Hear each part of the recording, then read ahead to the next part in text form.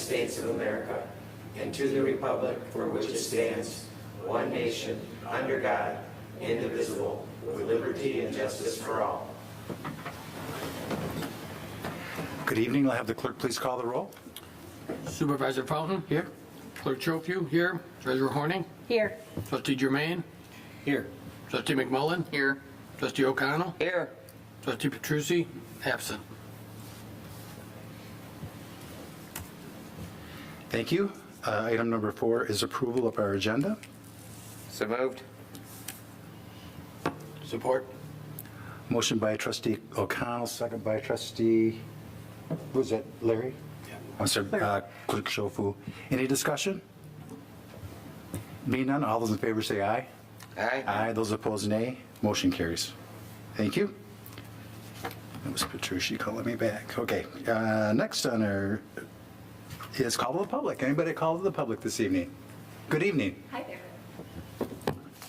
My name is Katie Michalski. I'm a resident of Genoa Township, and I'm actually here tonight to introduce myself on behalf of Congresswoman Alyssa Slotkin. I'm a Livingston and Oakland County field representative. While the Congresswoman is in her third term, her district this year looks a little bit different. She still represents all of Livingston County, but her district now includes the majority of Eaton, a portion of Western Oakland, all of Ingham, Shiawassee, and Clinton County. I just wanted to share a little bit about my role and again, how our office can be of assistance to both the township and constituents. I did just want to mention her committee assignments for this term in Congress are the Armed Services Committee and also the House Agricultural Committee, and she is the only Michigander on the House Ag Committee.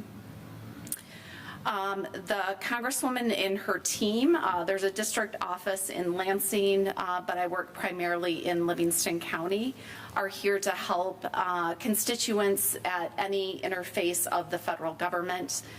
So things like passports, Veterans Affairs, really any federal agency that someone may be having difficulty with, we can aid in. We do have a robust and responsive military and Veterans Affairs liaison, and I'm also available to facilitate letters of support for any grants, fire, first responders, any grants that may be available, we can write a letter. Again, if those funds are either directly from the federal government or pass through to other agencies. I just want to review my notes real quick. I simply just wanted to put a face to a name and let you know that we're available to you. Of course, with the recent tornado that came through her district and in particular Livingston County, we did outreach to all of the townships just to check in and see if there's anything that we can do, and that offer is still open if there's any assistance that we can provide. So again, my name's Katie. I can leave a card for you, and then also I'll follow it up with an email as well. So thank you. Thank you very much. Any other? Yes, good evening.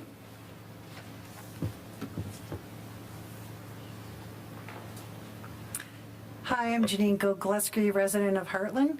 I'm also serving on the library, Crow-Main Library trustees, and I'm here tonight to tell you that our district covers 6 municipalities encompassing all of Heartland Township, as well as portions of Brighton, Howell, Genoa, Osceola, and Tyrone, and students attending Heartland schools.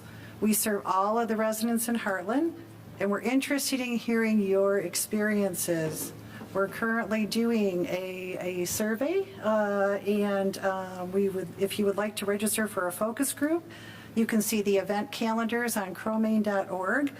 Click on what you'd like to do and see, because we're really interested in hearing as to what the community has to say and doing our strategic planning here. We're also conducting other things. I have flyers to send out. So if anybody would like one, or anybody would like to fill out a survey, I have paper copies with me. So we'd really like to hear your input. Thanks so much for your time. Thank you. Anybody else this evening? Being none, we'll move on to item number 6, which is approval of our consent agenda. So moved. Support. Motion by Treasurer Horning, second by Trustee Germain. Any discussion? Being none, all those in favor say aye. Aye. Aye. Those opposed, nay. Motion carries. We have one item on pending and new business this evening. This is site plan number 23-009. This is a concept plan for a climate-controlled self-storage facility planned as a facility as a planned development. We have our planner with us this evening, Troy Langer. And if the applicants would like to come forward, we're going to have Troy go through what we are in the process and where we are tonight and what we're going to go over. So if you'd like to come forward, you're more than welcome to sit. I'll just stand. No problem. Good evening. Hour drive here from Detroit, so I did enough sitting. My name is Reed Cooksey with Stonefield Engineering Design, representing the applicant today. What we have brought forward to you is just the first step in a multi-step PD process, as I'm sure you're aware. We recently got through the conceptual review by the Planning Commission. We had a really good discussion. What we're really trying to do here is bring a unique use to a community that doesn't have it. Generally, a self-storage facility in the community by the ordinance is some sort of outdoor, climate-controlled facility that you drive up to, and we're trying to bring a three-story unique use where the closest one is, over a township away, and kind of provide that use to the community. Again, I'll let Troy kind of explain where we are in the process more, but we are at the first step, so we'll be seeing you guys a few times throughout the process. But again, just trying to, go through the right hoops here to bring a use that, the ordinance may or may not, provide a good structure for. So with that, I'll let Troy take it and answer any questions you guys might have. Thank you. Troy? Yeah, thank you. Let me just start off by explaining where this property is located so everyone is clear as to where we're talking about. The major intersection of the township being at US 23 and M59, it's literally right at that intersection, just on the west side of US 23, north of M59. Right at that intersection would be an Arby's restaurant. This would be immediately north of that, about a 1.2 acre parcel that would be just between the Arby's and the Best Western Hotel. So it's right there, it doesn't have direct frontage onto M59. It actually does have frontage onto 23. So that's the area that it's located. As I mentioned, it's about 1.2 acres in area. It's currently zoned general commercial. Storage facilities are not permitted in the commercial zoning category, so the option the applicant is pursuing is to develop this as a planned development. And what they have proposed is a 3-story building. The architecture of it is, it looks very much like a 3-story office building. So if you were to see the building, it is not designed to resemble what you might think of as a storage building. So it has some windows and facade to give it more of a typical, I'll call it an office building. And it's about 64,000 square feet in area, and it's about 43 feet in height. That's just a general overview of the project. As I mentioned, it's proposed as a planned development. We're at the very beginning stages of that. The initial part of a planned development is concept review, where they put together basically their idea of what they're proposing. We've gone in front of the Planning Commission and discussed this at their most recent Planning Commission meeting in August. No formal decisions are made. There's just simply comments on the project. And now the next part of it is in front of the Township Board, which we are here doing right now. If the project moves forward, the next step would be the preliminary phase. That's a much more detailed review of the project. The applicant would have to put together more detail on the site plan, landscaping, lighting plan, more detailed information on the building elevations, and then we would hold a public hearing.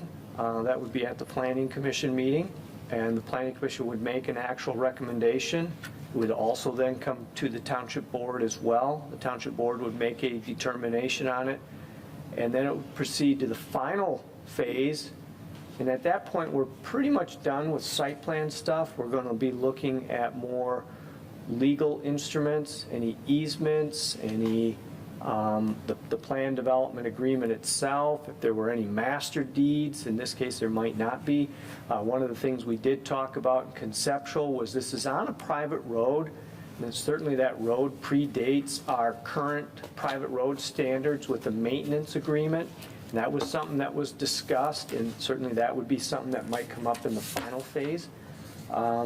So that's a project in a nutshell. That's the process. We're at the very beginnings of that, and I'll leave it open for any questions or comments you might have. Thank you, Troy. Any comments from the board? Yeah, I wonder about that because I use that Arby's area and the bank every day. And I saw in your notes it said the township records aren't clear as to who has legal access to the service drive. So I kind of wonder right now, is there any maintenance agreement between, the bank and Arby's and the Best Western, or? I don't think the bank is involved. I think the bank and then the Walgreens Just have opted their own. out of that. So it would be the Arby's, this property here, the Best Western, and then to the west of Best Western is a vacant property. And as luck would have it, the property west of Best Western and the property south of Best Western are all under the same ownership. Right, because that to the west is like where they park semis right now and stuff. So, and you're saying it there is no maintenance agreement because it was Yeah. before maintenance. So we would create one probably with this going on now? We got 3 of the 4 property owners, practically sitting in the room, and I'm sure they could work out an agreement. This would probably be the time to do it. Yes. Right, one. Definitely. And then a question I had was just, it's going to be our first 3-story building, I believe, in Heartland. And I wondered, what kind of things are going to be stored in there? 3 stories tall are you going to have a list of prohibitive items? Are people going to be able to put a motorcycle in there, gasoline, fireworks? I just wondered what's the makeup and what are the parameters? Yeah, again, this is a indoor conditioned space, becoming more and more prevalent as, people are downsizing. They've got stuff they don't want to store in a non-climate controlled environment. There are going to be restrictions on kind of, what you can store, hours of operation, things like that. Yeah. So, all of that is going to be pretty standard with what you see across the board, with hazardous materials, things like that. Yeah, I would hope so. I just can't picture 3 stories tall with somebody storing fireworks or something. It just bothers me to have that many storage. How many storage units is it in 3 stories? We're still, again, we're in Yeah. the conceptual phase. We're still finalizing that, but it's around 300 units Yeah, that's a ish. lot of storage. That's all of my questions. So this is a little out of my wheelhouse, but there's a lot of places similar to this. It's my understanding they may use a floor for computers that are climate controlled, that type of network connectivity, or maybe like a cloud or something like that. Is that anything in the realm of possible here? Just curious. I don't believe so. This is just personal self-storage, but a climate control facility. The only ones in the area are, outdoor, drive-up units that are unconditioned. So, people want to store valuables in a, climatized facility so they don't get ruined by heat and weather. That's what it's for. But So, and I've gone over the plan a little bit, but could you explain how you access this and how you get to the second and the third floor? absolutely. So, Troy, if we could get the site plan up, or sorry, Mike. Wasn't sure who's controlling it. So there's 3 drives that are proposed off the private access drive. The southern entrance there is ingress only, so it's a one-way circulation. You get onto the site. We have added a 2-foot grass mountable curb with a grass paver for fire access to widen that lane, but keep as much green space as we can. And then there are some drive-up units on the north side, but the primary access for all the internal units, as you can see, there's an internal drive lane where you can drive up, park your car, then there's elevators inside for you to, take up to the other floors and access kind of that, as well as internal doors to access the units on the first floor. So So you'd actually drive your car into you drive it underneath, there's it? that lane there, and then, Okay. that's like a loading zone where you can unload your car and access the elevators. Okay, thank you. So, and maybe I can help. Again, I'm not in this industry. I'm not a spokesperson on the differences in storage facilities. But in general, if you're storing something like a motorcycle or a couch, you might, generally, most people want to pay as little as possible to store that. You might just go to a regular storage facility. This one's going to probably be a little more expensive, and you don't get as big of a, in general, of a storage. You're going to want to, these are going to be documents such as legal papers, tax papers, things that can't just sit in a regular storage facility where they might get damaged due to the weather, the humidity, the elements of the weather. So this will probably, these are going to be a little more expensive than your regular storage facility. So this is a slightly different market, if I'm explaining that correctly. Yes, yeah, that's absolutely correct. It's, people, basements are filling up, or like I said, they're downsizing their home and they've got valuables that they don't necessarily want to put in an environment that could potentially damage them because of heat, weather, things like that. This is the place for that, and it's becoming more and more prevalent kind of across the country as people, downsize, go to smaller homes, things like that, but don't necessarily want to give up their, valuables like that. Matt, you have any questions? No. Okay. Denise? Not at this time. Thank you. Summer, do you have anything to add? I do not. Okay. Joe? No. Larry? No. So I do have a question, Perfect. and it's significant investment. Yes. Is there any other opportunity or use that could be in something like this that really is limited on parking? I think that would be probably the biggest Yeah. So element. that So if was something would change down the road, is there a vision of Plan B? Just out of curiosity. No, there's not, and this was kind of a discussion topic with the Planning Commission. Obviously, this is a very unique parcel in that we do not have frontage on any major road. So any sort of commercial use is completely turned off by that. No retailer or restaurant, wants a lot that is going to be, not have the frontage and space to see it from the road. So that really restricts the usable area here. And then, looking at other commercial uses, we view this as a commercial use, while, the ordinance kind of pegs it as mini warehousing is kind of where we're at here. But again, it's acclimatized. It's not a drive-up metal building like what the ordinance is expecting for storage. So really, we didn't think we fit in that bucket. So that's why we're kind of going through this. But because of the nature of the lot not actually having road frontage, it really restricts the type of commercial uses we can put here. The hotel to the rear is right there. The lot is only 1.2 acres, so it's not really prohibitive for any sort of apartment building or anything like that as well. So, we're really hamstrung by those restrictions, and, luckily, this type of use would be perfect for it. We don't need road frontage because it's not a pass-by use. It's a destination use. People that Google indoor self-storage facility, this facility will pop up and they'll go right to it. And then, also with the height of it, looking for a 3-story building, we aren't on the road, so we're set back. We're not going to block anybody's view shed. And it's set back far enough from both 23 and Highland there that it's really not going to, make a drastic, difference feeling right up on the road, because we're hundreds of feet from the actual right-of-way line there. So Joe, do you have a I do comment? have a question.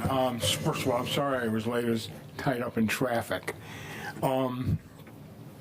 The driveway entrance off of 59, that's the current one the Arby's uses?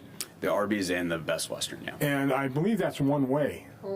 So you're going to have to widen it? This also came up in the meeting as well. It's a private road, so they're, the one-way sign, I believe, is for the Arby's that they put up, and that's where it starts, but it's not a legally binding one-way, I guess we'll say. It's a two-way drive.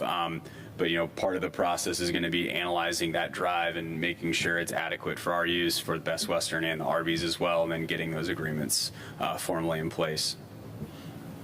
Yeah, how wide is it even right there? I think it's like 22 feet right now, based on the survey we got, which is adequate for, a private two-way drive. But again, we anticipate some, truck traffic coming through here. So we'll make sure it's adequate for, both fire access and our use.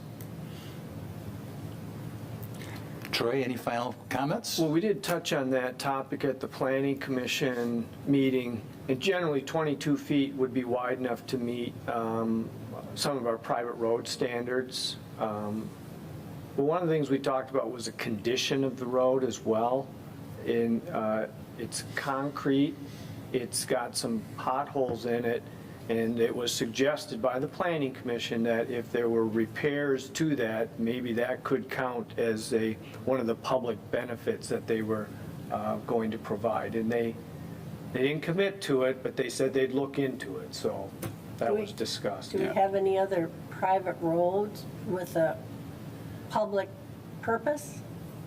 Private roads with a, Public aren't our private roads mainly residential? I mean, yeah, most of them. I can't think of one private road that's in a business or commercial area. Yeah, this would generally be more of like an access drive. Think of you enter a Meijer and, there's a ring road that you Right. can access the McDonald's and all that other aspects like that. That's not maintained by any sort of DOT, but it is a privatized drive, and that's kind of what this is. And again, like Troy said, this was brought up in the planning meeting. We have 2 more stages after this to get through to kind of work with the township here and everything, and we think it's a great idea. Obviously, we want the customers for the facility to not feel like they're driving over potholes. So that was already something that we talked about prior to even coming to the meeting. So it's definitely a something we want to look at, the condition of that drive. I don't know if you know the answer to this, but how often do people visit their storage units? I do know the answer to this because I figured it would come up. So based on ITE statistics, which is the traffic engineers reference that we use for kind of throughput, a facility of this size will actually only get at peak times about 9 cars an hour. That's coming and going. So we're think 5 cars coming in, 4 cars leaving in that hour. So not often. So traffic, and that's why the parking is very limited, because you only really plan on having maybe 4 people there at a time. So it's really a low traffic user. People are kind of coming as they have time. The facility, to get into the facility, once you have it, there'll be security measures. It's 24-hour secure, things like that. So not a lot of people end up coming and going, as some commercial uses would, which again is why it's a great use here. It's not going to inundate that drive. It's not going to disrupt what Arby's is trying to do, or the Best Western in the rear. It's a really good use for this kind of in-between parcel. Thank you. Any final comments this evening?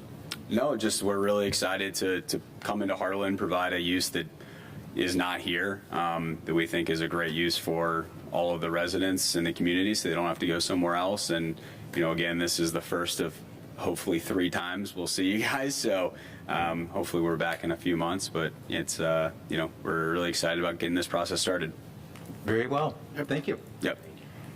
Thanks for being here this evening. Absolutely. See you here in the near And if future. anything does come up, Troy has our contact information. Feel free to shoot us an email or call Super. us. Thanks. Thank you. And I do have one last question. Sure. How did you get from Detroit to Heartland in an hour? Oh man, it was brutal on the highway there with the traffic, but I was sweating it the whole way. I got 2 minutes. But you did well. spare. You did very well. Yep. Thank you. Thanks. Okay, let's move on to board reports. We are already in our first meeting of September, which starts with Trustee McMullen. No report. Trustee Petrucci. Mike, you're going to talk about the meeting we had? I will. Yeah, okay. If you have anything to update, please. No, go ahead. You can, and I'll add I'll add it. We had a meeting with the committee for the main fire hall relocation and so forth. Mike will talk about it and we can fill in. Denise and I can fill in. Okay, very good. Clerk Shofu. No report. Treasurer Horning. Well, I have to report the farmer's market only has a few more weeks left. It's probably near the end of the corn season. And if you're looking for your Cub Scout popcorn, they're going to be there this week selling their little hearts out. So it's at Royal King from 9 to 1 on Saturdays. Thank you. Trustee Germain. On behalf of the Hero Board, we want to thank the township for all the work that's been done at the building. School has resumed again, and all of the planned work that's been previously discussed was completed, and everyone's very happy. So thanks to the township. Thank you. Trustee O'Connell. No report. Yeah, I really don't have anything this evening other than the chamber is putting on a Heartland Art Walk. It's called Art Walk. I think they have, what I heard was roughly 88 pieces of artwork, which are going to be displayed throughout the township. And in a couple weeks at Settlers Park is where it's going to start. And it's going to be for 2 or 3 weeks. And you can go around and look at all the different pieces. They'll be in storefronts throughout our community. So it's the first time we're trying it. And it's my understanding that there's some beautiful pieces of art. And you'll be able to go online. Kathy, do you have anything to add on that? Are you part of that? Mike, do you have anything to add? So one thing I want to add to that, as Supervisor Fountain said, the art will be displayed in local businesses around the community. It will be identified with a small sign out in front of the building or in the window to show that that art piece is actually at that business. You can walk into the business and view the art piece live in person there. There will be, at the park, there will be a depiction of that art piece. We just didn't want them out in the park for an extended period of time. Obviously, there's reasons for that with vandalism and things, but it's actually a good thing to have the art pieces in these businesses. You can travel to the businesses. You can go around and see them at all of our local businesses that are displaying them. So I think it'll be a really cool event, as it is the first time that we're doing it here, but September 23rd, I believe, is the kickoff for it. There will be food trucks and live entertainment at the park here. I hope it's a great event. And they're giving away scholarships. Yeah, some of the people they'll actually be eligible for a scholarship through the chamber. So, very good. If there's nothing else this evening, we'll take a brief recess and we'll go into our manager's report this evening. So we will take a brief recess and start that process.